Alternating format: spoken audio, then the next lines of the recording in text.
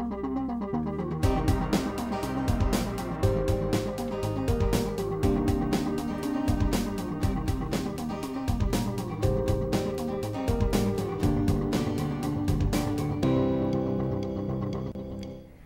and welcome to Temple Street, the show brought to you by the Department of Communication and Journalism.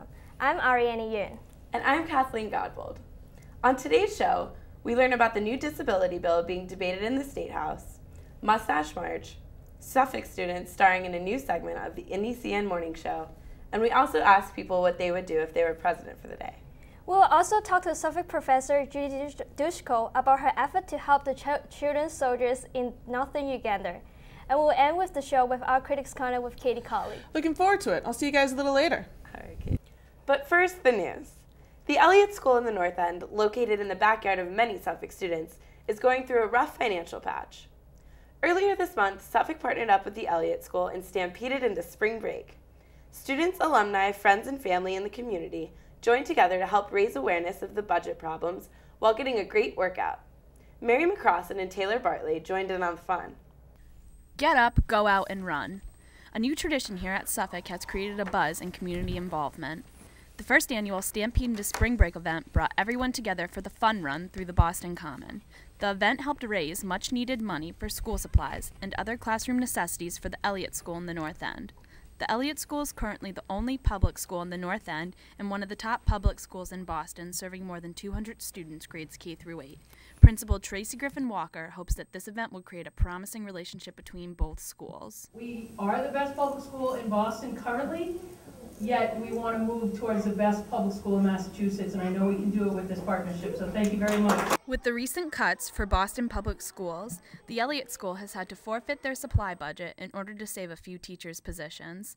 Elizabeth Connolly of Alumni Relations believes that the community should lend a helping hand for this under-budgeted school. So we already had an established relationship with the Elliott School, but I think what resonated for the students on the committee was it's the only public school in the North End, and the close proximity to Suffolk, and then also given that they had heard about the budget cuts and the fact that the Elliott School had eliminated their budget line in order to save a teacher's position was really important for them. Participants in the event donated school supplies and money, and every bit of the proceeds went to the Elliott School. George Kokoros, professor in the government department at Suffolk University and general manager at ACO Brands, worked with Staples to contribute more than double the school supplies that were donated. Senior Brendan Burke felt good about running for the cause. I felt great about helping out the Elliott School. I live in the North End, I see the Elliott School, and I felt good to be able to do something to help make a cause.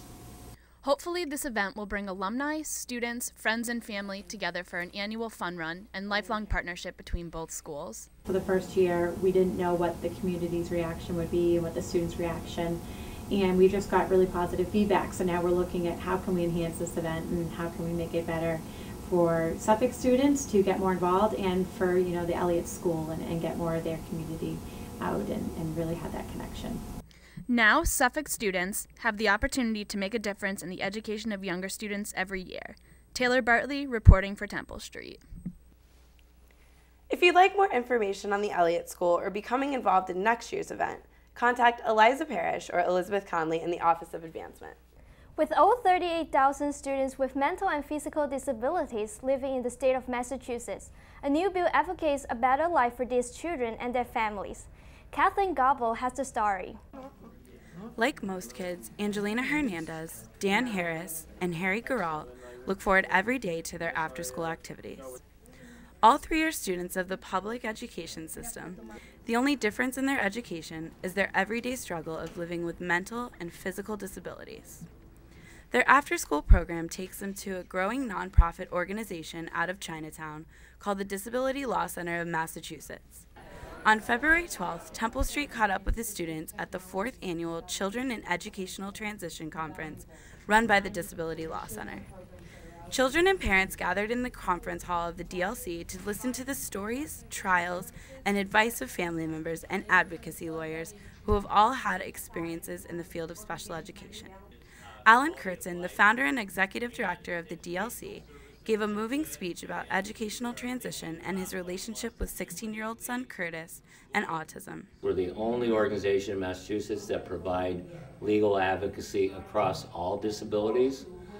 And our mission basically is to make sure that people with disabilities live a complete and full life in the community, so they're able to work, live, recreate, just like people without disabilities.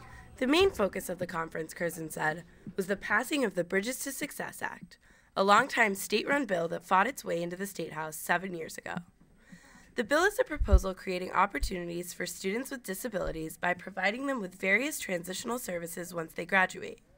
The bill will allow students to maintain a job in a competitive environment and create over 93,000 scholarships. The intent of this bill is exactly what we're talking about today, that kids, when they're in school, have an entitlement.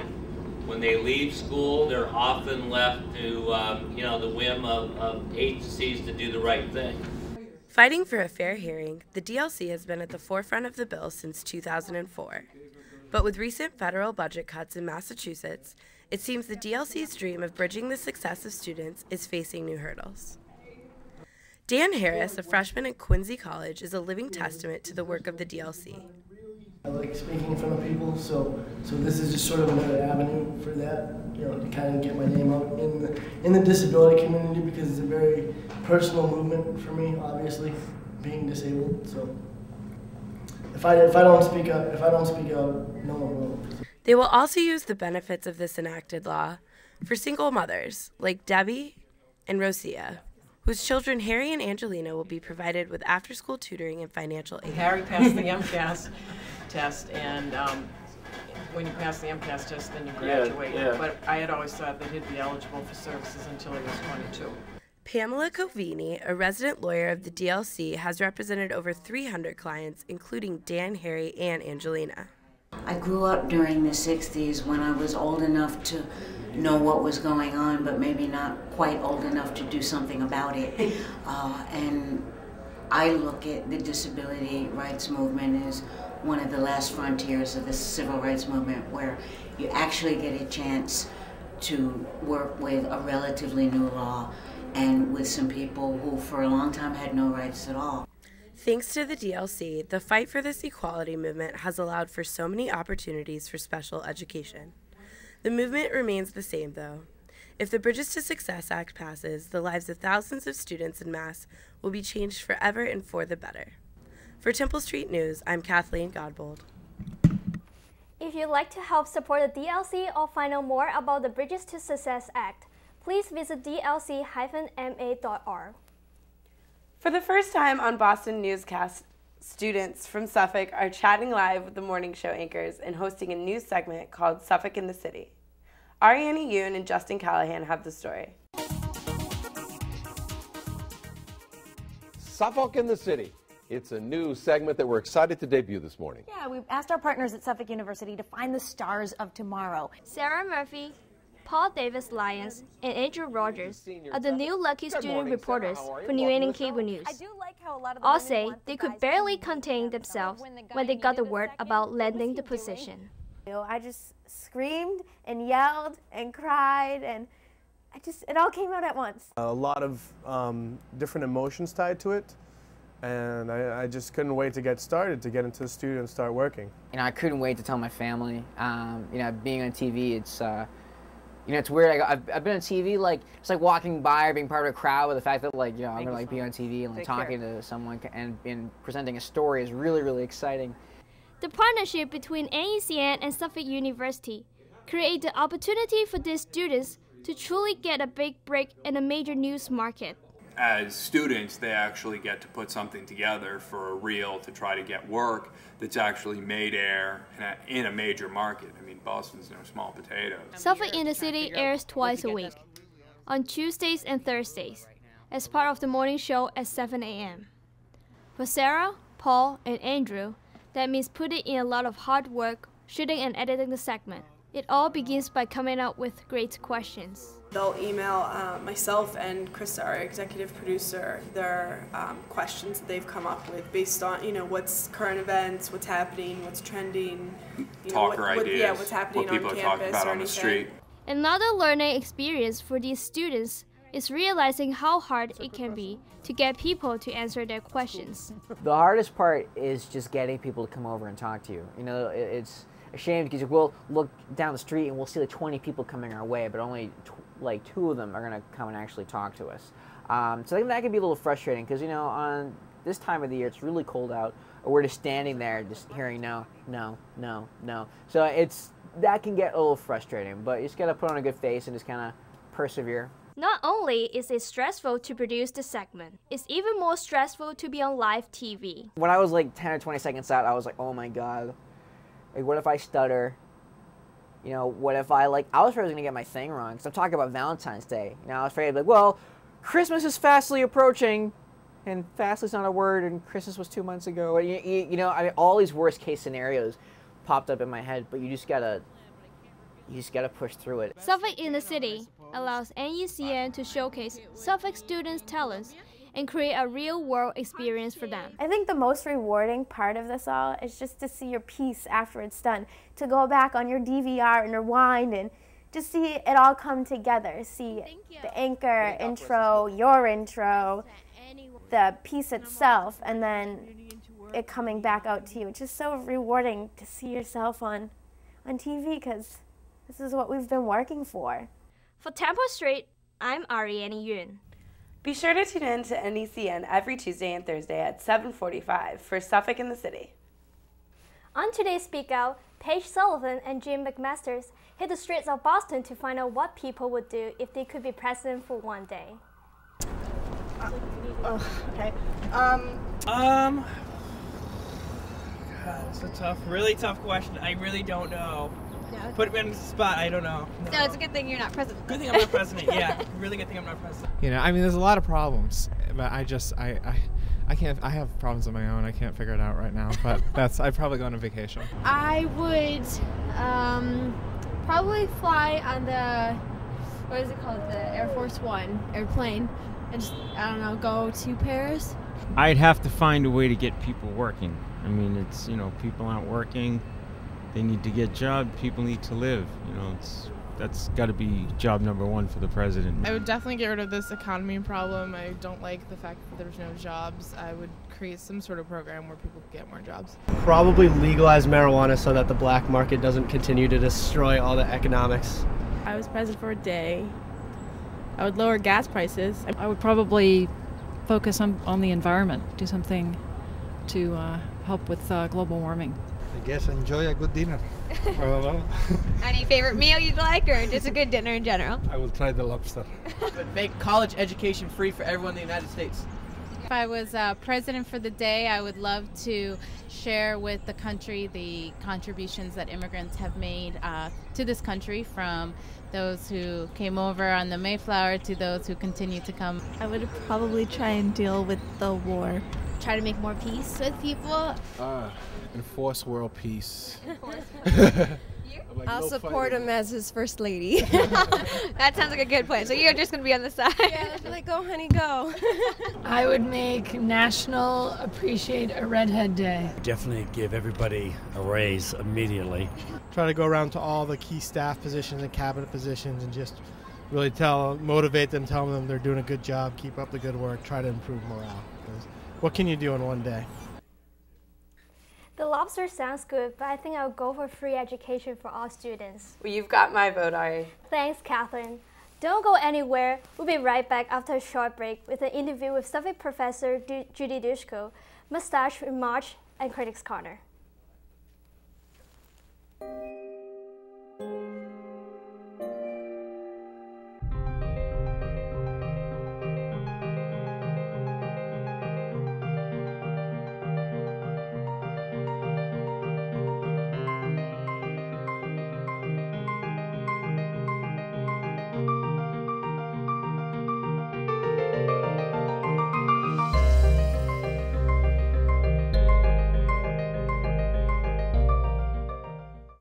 Today, about 1 in 5 Americans is living with a disability. Over 50 million people, including many of our friends and neighbors, teachers and co-workers, heroes and leaders. 20 years ago, the Americans with Disabilities Act guaranteed every person the right to live, work, and participate fully in the American experience. We've come a long way since then, and we are committed to making even more progress in the years ahead. Visit disability.gov to see how you can help. Up, college is hard. Down, those books are heavy. My sport is football, but my passion is education. So every year, I take promising high schoolers on a college tour to show them that higher education means a brighter future. My name is Nnamdi Asamoah. I don't just wear the shirt, I live it. Find out how you can live united for education. Give, advocate, volunteer. Go to liveunited.org. The Lord's Resistance Army abducted more than 30,000 children during the brutal war in northern Uganda.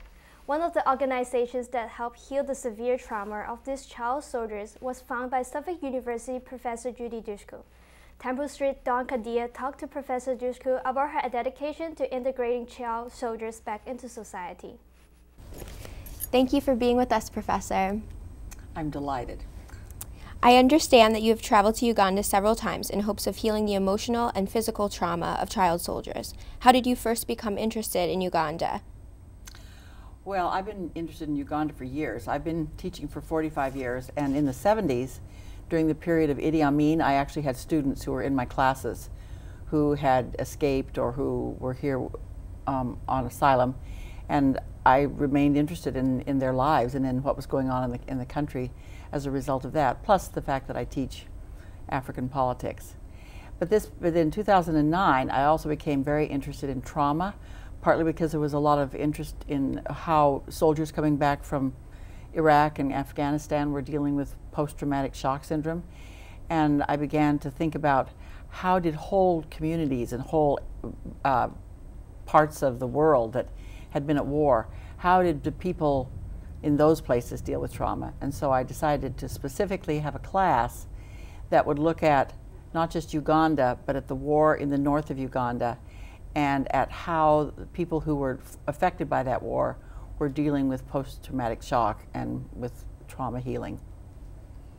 So why do you think that it's really important to bring students to Uganda? Because I know that you've taken 2 trips. Well, I just think that, for one thing, Uganda is a small country, but it has many of the elements that many other African countries have to deal with. And you know, there are regional divides, there are historical conflicts that have to be smoothed over and people have to be reunited around, and so it's a very good place to go. It's now safe because the war in the north has been over since about 2006. There was just an election 2 weeks ago and it was relatively peaceful, which was a big step, although it was clearly there was lots of election rigging and all that, but still there were not many instances of bloodshed. So it's a great place to go and study that. Plus, because I'm interested in this issue of trauma, and the whole northern part of Uganda is estimated at having a higher percentage of people in the general population who suffer from post-traumatic shock syndrome than any other place in the world that they've studied. Now, it could possibly be larger in the Congo, but they haven't gone in and done post-war studies because the wars aren't over in the Congo. Can you explain for our audience a little bit more about the Lord's Resistance Army? Yes, the Lord's Resistance Army is both a huge question mark, and yet there are many different theories about why it exists. It's gone from being at times estimated at having 30,000 to 40,000 soldiers in it, and now people think that it may be around 1,000 or 200, or 1,000 or 2,000, and it seems to be able to move around in Africa and never get pinned down. And when it is pinned down, people don't seem to be able to go in and take out Joseph Kony, who is its crazy, psychopathic, sociopathic leader. But so one of the theories is, since he's been able to get away with so much, is that he actually serves Museveni's government in giving Museveni's government a reason to ignore the North, to see the North as just a problem, because Museveni's approach was, rather than to send the army up and protect the citizens from this rebel army that was coming in and basically fighting against citizens, he actually put the Northerners into hundreds and hundreds of internally displaced persons camps. So they were so miserable and really uninhabitable. People got all kinds of diseases and suffered a lot of malnutrition and also just horrible boredom. They spent 20 years, some of them their whole lives, in a walled, fenced camp. So by doing that, he was able to keep them from being a political force. And then there are others who say that the Lord's Resistance Army has survived because people whose children were abducted, taken into the army from the north, then don't want there to be bombing of the armies because they realize that their children, who may be 15 or 16, are in there with guns, and they are perceived from the air as soldiers, but they're really their own children that have been abducted and turned into child soldiers. And one thing, you didn't ask me to talk about women particularly, but one of the things that I didn't know, and I didn't know till I took the first group of students in 2009, I always thought that child soldiers were boys. I saw, blood diamonds and all those. We got over there and we asked a couple of people to bring down from the north some groups of former child soldiers. And when they arrived, I thought there'd been some mistake in communication because most of them were women. And so I asked this Sister Rosemary, who has a Catholic girls' school that has taken in a lot of former child soldiers who are girls, and also another woman, Lena Zedriga. I said, who are these young people that you've brought? And she said, oh, these were all people who were abducted and who spent either many months or many years fighting in the rebel LRA war. So what are some of the human rights violations that you've noticed these children have experienced being in the war? Oh, they're horrible. It's hard to talk even about them, but I mean, they were forced to kill their best friends. There were young girls were raped multiple times, very violently. This one young woman that I adore, we're going to build her a house this year, but her name is Rose, but she was abducted at the age of 10, was raped and raped and raped and raped and raped. Somehow managed to get her, get pregnant 4 different times, gave birth in the bush, has no idea who the fathers of her children are. One of them died, and she had another one, which was pregnant when she escaped. And I met her with her 12-year-old daughter, so that would have been her oldest daughter that she had from her age 10 pregnancy. And they're both children. In fact, they refer to a lot of the young women in Gulu, which is the city in the north where I'm now working with an NGO. They refer to a lot of the young women there as the child mothers. Wow. So, but it is very exciting to be doing work there now. I love taking the students over. It changed their lives. They had you can't say they had a magnificent time, but they had a life-changing experience. But I've decided now that what I want to do is to really build a trauma healing center, and that's where a lot of my energies are going now, is with this NGO called Tharch Gulus, which is Trauma Healing and Reflection Center. And we're using different kinds of trauma healing therapies, most of them which do not involve medication, because medication is expensive and also doesn't usually work. And we're using music and art and filmmaking, and we're working really hard to get it built. We actually have 2 stories of 2 victims on your website for the nonprofit, so we're going to take a look at those right now. Here is Venturina. She is a widow who lost all her child. We can look at the graves. The husband, the grandchildren are all laid down here. And the children. And the children, 17 of them. When the rebels came, when they were abducting the children from here, she was beaten and they thought she was dead. They left her unconscious. Thank God she's still alive. She lost one of the kidneys. That's why the community donated the project to her. She's so grateful for all of you. We are the grateful ones. All right. Were those stories typical? Yes, I mean, everybody, when you get close to the people, everybody's story is a little different, and different people reacted differently. Some knew from the beginning they were going to try to escape, even if they died trying, and others were just so terrified and had no idea where they had been taken and were more passive. And some ended up finding a friend that was, even if they couldn't talk to them a lot, and they probably did better psychologically in the bush, and others were just completely frightened the whole time.